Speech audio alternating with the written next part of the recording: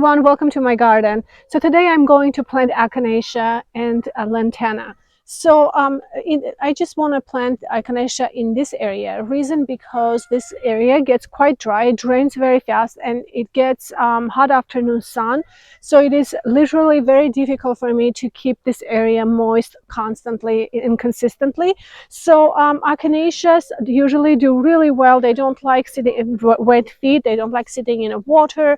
So they like to be planted in a very well drained soil. I mean, they like to be watered. They just like the water to drain. So and usually I wanted to say that I haven't really had great luck with Echinaceas because they're not very compatible to everything I have in my garden, you know, with hydrangeas and roses and cannas and all of those things. They like lots of water. And so honestly, I have to, you know, my garden beds have to be quite moist. So I'm hoping that I will be able to manage somehow where they don't get as much water. Hopefully, that's why I think this area is appropriate for them, because this area always gets very dry. So, and I haven't been able to keep much in here just because even I had miniature roses here. They didn't do well because they will keep drying out. So anyway, I think this might be a good spot for Echinacea. So this is a Prairie Blaze Orange Sunset variety. I'm not sure how big they it doesn't really say on the description here how big they get. They usually don't get very big, so hopefully they're not going to get very tall, because I still want to have the boxwood as a centerpiece here because it's beautiful. So we'll see how they look. I think they will look really pretty, but this will be beautiful color this time of a season when, you know, there's not a whole lot going on, except, you know, I have some dahlias and some annuals that are still bringing color. But Echinaceas will do really well in a hot sun, and this time of a season, which is, you know, mid-August, would be really nice. And having these orange beautiful colors, look how pretty this is. Like, they start with this gorgeous sunset-like colors with the orange and the yellow, and then they fade away into you know, pink color as the flower matures. So this one is basically almost finished, but they turn into beautiful, interesting pink color. I think this is going to be really nice with having this 4 Echinaceas here. And then walk with me and I will show you where I'm planting the Lantanas. So Lantanas I'm actually very excited about this plant, and if they do well in my garden, and if I'm able to keep them as a perennial in the areas, I might order more and kind of spread them around because they will create beautiful drift. So this is a variety called Lantana sellowiana. We'll post that name on here. Actually, there is, maybe we can bring a close up. You can see how it spells. I think it's sellowiana. And it has a beautiful purple colors, which I love. I think this is going to be so beautiful because it's going to get about 12 to 20 inches tall. Clearly it's going to be a little woody underneath, but then it will have a more of a weeping habit, so it will kind of work its way through this edge, I'm hoping, in between the plants. But they will get about 5 feet, they will spread about 5 feet, so that's quite a bit. So what I'd like to do is plant one here. So this one, I'm not sure if it's going to make it or not. This is a paniculata hydrangea, framboisine, which is raspberry in English. This one was planted along with other hydrangeas in my woodland area, and for some reason paniculatas just really didn't do well in that area, and you can see clearly it's suffering from probably chlorosis.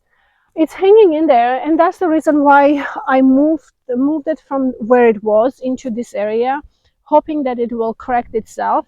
But we'll see. If it doesn't do well, Lantana will take its spot and kind of create a big show here, which would be wonderful. And if it does survive, which still will be fine, then hopefully Lantana will take, you know, its place all around the other plants. I have a canna here, which is a yellow, and this beautiful rose. Oh, I just absolutely love it. And so this is a hybrid tea rose, and I don't have the name. I have to look up in my notes.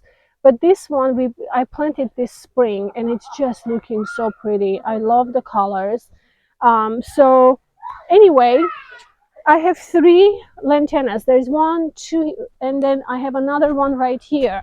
So I'm hoping they will kind of make a beautiful drift here and beautiful color. And if they do well, they're supposed to be hardy to -7, which is kind of a little tricky in my area because it can go to -10 here in where I am in France, in the southern France.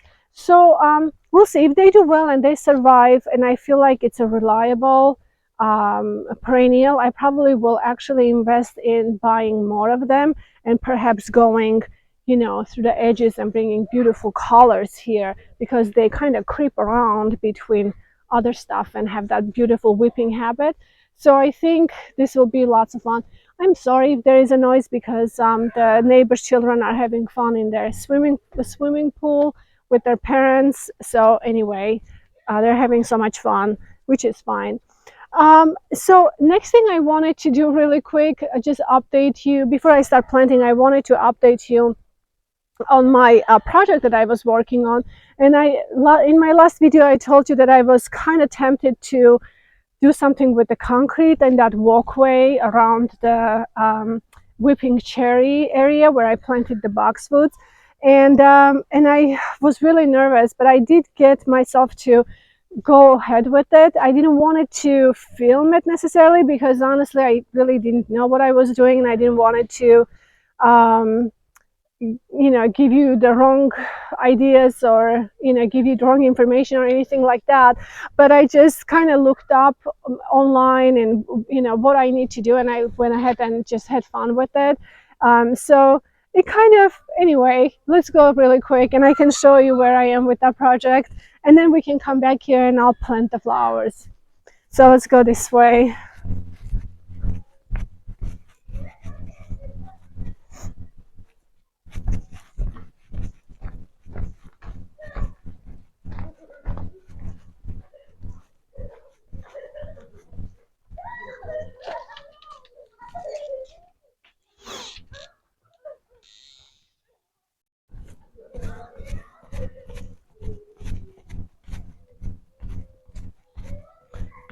Actually, this area needs to be watered, which I will get on it right away, right after I get these other plants planted. But I wanted to show you really quick what I've done here. So this is concrete, basically. So what I did is just basically found some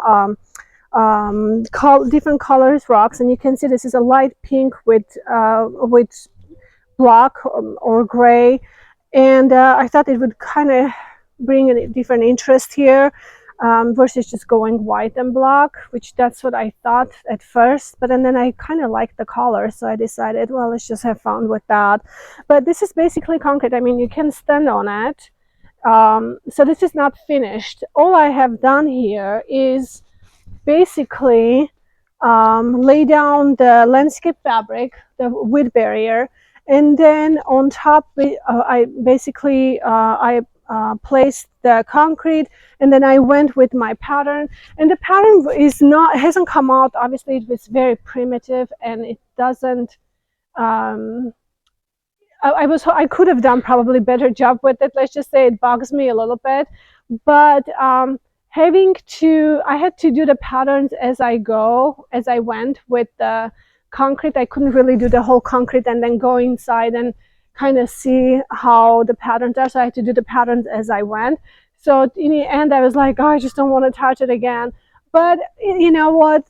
It is what it is. I kind of like it. I think it's going to be fun. So now what I have to do is just go ahead with a cement and brush the cement into the cracks, and basically just water it down, soak it down really well. Then just go with the sponge, make sure I clean up all the excess of the rocks. And then I'm hoping to just glaze the patterns, like the butterflies and the flowers. Hope maybe I can glaze them with transparent, just glaze, and hopefully it will have that wet look to it, so it stands out a little more, kind of more fun.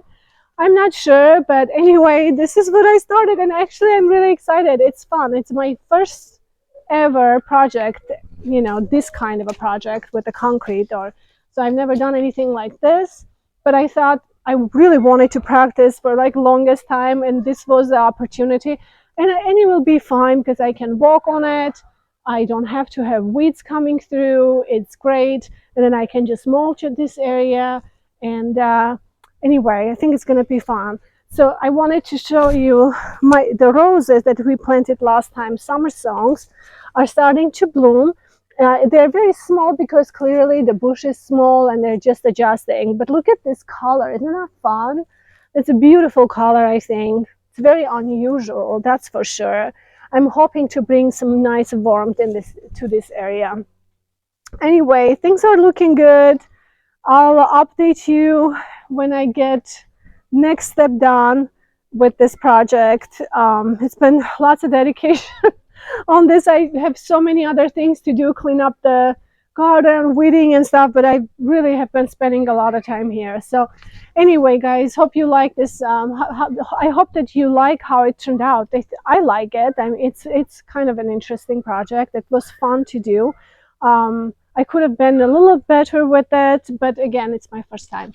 So let's go ahead and plant all the rest of the flowers and see how they will look like. Oh, and look at the geranium roseanne. I love it. And aren't they so pretty?